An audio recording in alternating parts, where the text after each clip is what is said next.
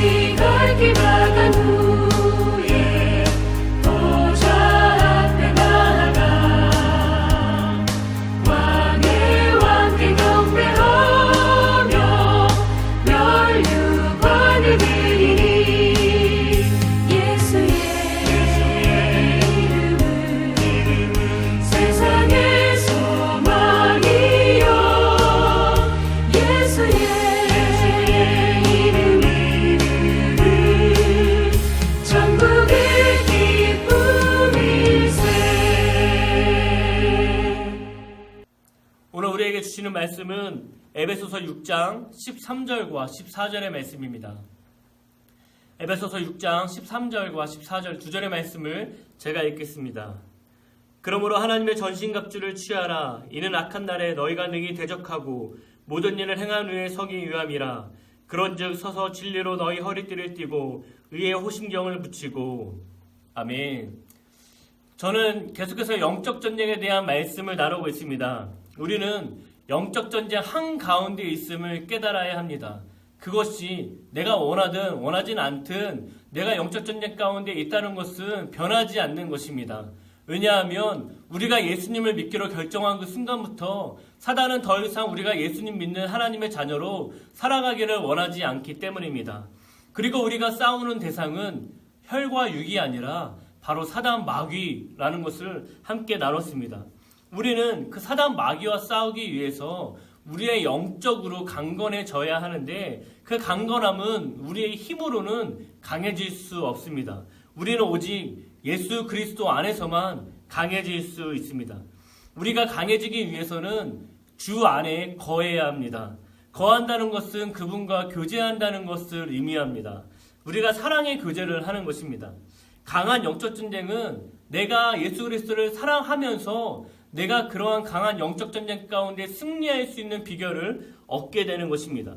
우리가 그리스도 안에 거한다는 것, 단순히 내가 예수님 믿는 것으로 그치는 것이 아니라 날마다 그분을 더 알기 원하고 날마다 그분을 더 사모하며 살아갈 때에 그분이 나에게 알려주시고 내가 그분 안에 거하는 것, 이러한 상황이 이루어질 때 우리는 가장 강건해질 수 있음을 오늘 성경은 말하고 있는 것입니다.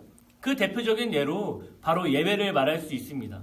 어떤 분들은 일주일에 한 번 교회에 오셔서 예배를 드립니다. 또 어떤 분들은 일주일에 3-4번 예배를 드리고 새벽 예배를 드리시는 분들은 매일같이 예배를 드립니다. 이 예배 가운데 우리가 해야 되는 것은 주님 안에 거하는 것입니다. 단순히 내가 오늘 예배 드렸어. 단순히 내가 일주일에 몇 번 예배 드렸어. 어떠한 이러한 겉으로 보이는 현상들, 겉으로 보이는 숫자만 강조하는 것이 아니라 내가 정말로 예배 가운데 하나님과 깊은 교제가 있었는지, 내가 정말로 이 예배 가운데 하나님과의 만남이 있었는지, 내가 하나님을 더 사랑한다고 고백하는 시간이었는지, 이러한 삶이 우리 가운데 있어야 함을 말하고 있는 것입니다. 그렇게 될 때 그 예배는 정말로 가장 강력한 영적 전쟁의 도구가 될 것입니다. 그래서 우리는 절대로 예배를 포기해서는 안 됩니다. 특별히 코로나19 바이러스로 인해서 교회 나오지 못하고 영상으로 예배 드리시는 분들, 특별히 또한 교회 나오시지만 내가 예배 가운데 아무런 감동도 받지 못하시는 분들, 이러한 분들이라 할지라도 우리는 예배를 절대로 포기해서는 안 됩니다. 예배 가운데 나아가야 합니다. 또한 나아갈 뿐만 아니라 예배 가운데 하나님과의 만남이 있어야 하고 사랑의 고백이 있어야 하고 하나님과의 깊은 교제가 있어야 합니다. 그래야지만 이 세상 가운데 살아가면서 있는 수많은 영적 전쟁 가운데 우리가 승리할 수 있는 강건함이 나오게 되는 것입니다. 또한 우리가 강해지기 위해서는 예수 그리스도의 힘과 능력을 알고 의지해야 합니다. 말씀을 통해서 우리가 알 수 있는 것은 하나님은 어떤 분이신가입니다. 또한 예수님은 어떤 분이신가입니다. 여러분, 예수님이 어떤 분이십니까? 우리의 죄를 위해서 이 땅 가운데 십자가를 지시고 또한 부활하신 주님, 승천하시고 다시 오시겠다고 약속하신 주님, 우리가 예수 그리스도께서 그 보혈을 흘리심으로 우리의 모든 죄가 사해졌다는 것을 믿는다면 우리가 그 예수 그리스도의 보혈을 의지함으로 살아갈 때에 그 능력이 우리의 삶 가운데, 특별히 영적 전쟁 한가운데 있는 그때에 놀라운 능력으로 나타나게 될 것입니다. 그렇기 때문에 우리는 그 예수 그리스도의 힘과 그 능력을 의지하며 살아갈 때에 우리는 영적으로 강건해질 수 있습니다. 그리고 이어서 사도 바울은 전신갑주를 입으라 라고 말합니다. 여러분, 전신갑주는 군인이 전쟁에 나가면서 자신을 적군의 공격으로부터 보호하기 위해서 또한 공격하기 위해서 입는 모든 것을 말하는 것입니다. 전신갑주. 단순히 옷을 입는, 우리가 전신갑주를 입으라 라고 말하기 때문에 마치 옷을 그냥 입는 듯한 약간 뉘앙스가 있는데, 여기서 말하고 있는 입는다는 무장하다라는 것입니다. 영적 전쟁을 하기 위해서 무장하라는 것입니다. 여러분, 사도 바울이 굳이 이 전신갑주, 군사 용어를 사용하면서 우리에게 무장하라고 표현하는 이유는 무엇일까요? 바로 이 영적인 전쟁이 실제 전쟁과 같이 생명이 죽고 사는 치열한 전투이기 때문입니다. 여러분, 제가 한번 말씀드렸던 적이 있습니다. 영적 전쟁을 우리는 때로는 추상적으로 생각할 때가 있습니다. 내가 영적 전쟁에서 패하면 내가 또 영적 전쟁에서 패했네. 그냥 내가 연약하구나. 내가 나약하구나. 어쩔 수 없구나. 단순히 이렇게 생각해 버리는 경향이 우리에게 때로는 있습니다. 여러분, 그러나 영적 전쟁은 그렇게 단순한 것이 아닙니다. 영적 전쟁에서 패하게 되면 내가 죽게 되는 것입니다. 계속해서 패하게 되면 더 이상 하나님의 자녀로, 예수 그리스도의 제자로 살아가기를 포기하게 되는 것이죠. 사단 마귀가 우리에게 영적인 공격을 하는 이유가 바로 여기에 있습니다. 그래서 그 결과는 바로 멸망, 죽음에 이르게 되는 것입니다. 여러분, 영적인 전쟁은 추상적인 것이 아닙니다. 실제적인 것입니다. 그렇기 때문에 사도 바울이 굳이 전신갑주, 군사용어, 이 전신갑주를 입으라고 말하는 것입니다. 우리는 오늘부터 이 전신갑주에 대해서 하나하나 나눠보려고 합니다. 오늘 14절에 전신갑주 첫 번째를 이야기합니다. 우리 14절의 말씀을 제가 읽겠습니다. 그런즉 서서 진리로 너희 허리띠를 띠고 위에 호심경을 붙이고. 아멘. 여러분, 우리가 잘 알고 있는 이 전신갑주에는 허리띠, 호심경, 신발, 방패, 투구, 검 이렇게 많은 것들이 있습니다. 그러나 오늘 사도 바울이 전신갑주에 대해서 이야기하면서 가장 첫 번째로 언급한 것이 무엇입니까? 허리띠. 여러분, 저는 이 성경을 읽다 보면은 말씀이 반복되면 그것이 중요하다고 여기는 것처럼 처음 나오는 것, 여러 가지 나열하면서 가장 처음 말하는 것을 중요하게 여기고 있습니다. 오늘 사도 바울이 전신갑주를 말하면서 허리띠를 말합니다. 여러분, 허리띠는 무슨 역할을 하고 있습니까? 여러분, 출애굽할 당시에 이스라엘 백성들이 유월절 잔치를 행하면서도 허리를 동인 채 언제라도 가나안 땅을 향해 출발할 준비를 하고 양의 고기를 먹었습니다. 즉, 언제나 전투할 준비를 하고 있어야 한다는 것입니다. 내가 아무리 좋은 검을 가지고 있다 하더라도, 내가 아무리 좋은 방패를 가지고 있다 하더라도, 내가 아무리 좋은 투구를 내가 쓰고 있다 하더라도 내가 준비하지 않는다면 결국 영적인 공격으로부터 우리는 패하게 된다는 것입니다. 그렇기 때문에 우리는 언제든지 준비하고 있어야 하는 것, 그건 바로 허리띠입니다. 여러분, 허리띠는 수통과 탄약을 메고 있는 군인과 같아야 한다는 것을 말하고 있습니다. 여러분, 실제 군인은 수통과 탄약을 메고 있는 요대를 허리띠라고 말합니다. 그런데 오늘 사도 바울은 우리에게 어떤 허리띠를 띠라고 말하고 있습니까? 진리로 너희 허리띠를 띠라고 말하고 있습니다. 여러분, 진리는 무엇입니까? 예수 그리스도입니다. 내가 곧 길이요 진리요 생명이라 라고 말씀하시는 그 예수 그리스도, 그분이 우리에게 진리가 되십니다. 그렇기 때문에 영적 전쟁에 있어서 가장 중요한 것은 무엇이냐면 바로 예수 그리스도입니다. 그분이 우리의 삶의 중심이 되어야 하는 것입니다. 그분이 우리의 삶에 반드시 있어야 하는 것입니다. 그분의 우리의 삶에 반드시 중심의 역할을 우리 가운데 있어야 하는 분이신 것입니다. 그렇기 때문에 반대로 말하면 예수님이 없다면 우리는 절대로 영적 전쟁에서 승리할 수 없습니다. 이미 영적 전쟁 가운데 승리하신 예수 그리스도가 우리의 허리띠가 되어주셔서 우리를 강하게 붙잡아 주셔야만 합니다. 그렇기 때문에 10절에서 너희가 주 안에서 강건하여지라고 말씀하고 있습니다. 많은 사람들이 영적 전쟁에서 패합니다. 그 이유는 진리 안에 있지 않기 때문입니다. 다시 말하면 예수 그리스도 안에 있지 않기 때문입니다. 어떤 문제나 어려움 가운데 우리는 쉽게 그리스도를 떠나버립니다. 우리가 그리스도를 떠났다는 것은 영적인 전쟁에서 패했다는 것입니다. 그리고 그 패배의 결과는 멸망입니다. 사망입니다. 날마다 우리는 예수 그리스도를 의지하며 살아가야 합니다. 그분이 우리의 삶을 다스리시도록 우리의 삶을 내어드려야 합니다. 여러분, 허리가 얼마나 중요한지 우리 모두는 알고 있을 것입니다.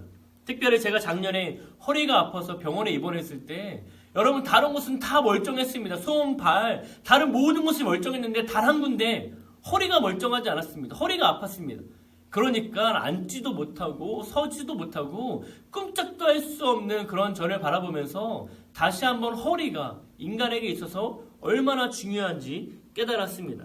이처럼 우리가 아무리 멀쩡해 보여도 예수 그리스도가 우리의 허리띠가 되어주시지 않는다면, 예수 그리스도가 우리의 중심을 잡아주시지 않는다면, 예수 그리스도가 우리의 삶에, 우리의 영적인 곳에 중심이 되어주시지 않는다면 우리는 아무런 힘을 발휘할 수가 없습니다. 그래서 우리는 결국 영적 전쟁에서 패하게 될 것입니다. 여러분, 우리는 예수 그리스도를 붙잡아야 합니다. 여러분의 삶의 중심은 무엇입니까? 여러분의 삶의 중심에 재물이 있습니까? 자녀가 있습니까? 직장이 있습니까? 사업장이 있습니까? 또한 권력이 있습니까? 여러분의 삶의 중심에는 어떤 것이 사로잡고 있습니까? 여러분의 삶의 중심이 예수 그리스도가 되어야 합니다. 예수 그리스도가 아니라면 우리는 영적 전쟁에서 패할 수밖에 없습니다. 그리고 그 결과는 사망입니다. 그러나 우리의 삶을 지탱하고 있는 분이 그리스도시라면 우리는 어떤 영적 전쟁 속에서도 승리할 수 있습니다. 그리고 그 결과는 영생입니다. 여러분, 우리는 영적 전쟁 한가운데 살아가고 있습니다. 이건 추상적인 것이 아닙니다. 날마다 실제적으로 우리에게 일어나고 있는 전쟁입니다. 지금도 이 영상을 보고 있는 이 순간에도 여러분에게는 분명한 영적 전쟁 가운데 있고 있습니다. 이 가운데 우리가 가장 첫 번째로 전신갑주를 이야기하면서 이 허리띠를 이야기하고 있습니다. 그러나 그 허리띠가 그냥 나의 힘, 나의 능력이 아니라 진리의 허리띠, 바로 예수 그리스도가 우리의 삶의 중심이 되어주시고 우리의 삶을 붙잡아 주셔야지만 우리는 그 영적인 전쟁 가운데 승리할 수 있음을 오늘 본문이 말하고 있는 것입니다. 여러분, 우리 모두 예수 그리스도가 우리의 삶의 중심이 되어주시도록 우리의 자리를 내어드려야 합니다. 그래서 어떠한 영적인 공격이 오더라도 날마다 승리하며 생명을 얻는 우리 모두가 되기를 바랍니다. 기도하겠습니다. 하나님, 지금 이 순간에도 치열한 영적 전쟁 가운데 우리 모두가 살아가고 있습니다. 우리의 힘으로, 우리의 능력으로 이 영적 전쟁 가운데 승리하려고 하여도 하나님, 우리의 힘과 능력으로는 어떠한 방법을 쓰더라도 승리할 수 없습니다. 그러나 오직 예수 그리스도가 우리의 진리의 허리띠가 되어주실 때에 우리는 영적 전쟁 가운데 승리할 수 있습니다. 주님, 우리를 도와주옵소서. 우리의 중심에, 우리의 삶의 중심에, 이 영적 전쟁 중심에 오직 예수님이 우리의 삶을 다스려 주셔서 하나님, 이 영적 전쟁 가운데 승리할 수 있도록 우리를 도와주옵소서. 우리의 삶을 온전히 주님께 맡겨드려서 날마다 주께서 허락하시는 승리의 삶을 경험하여 살아갈 수 있도록 주님 우리를 축복하여 주옵소서. 하나님, 이미 승리하신 주님을 우리가 찬양합니다. 높여드립니다. 홀로 영광받아 주옵소서. 예수님의 이름으로 기도합니다. 아멘.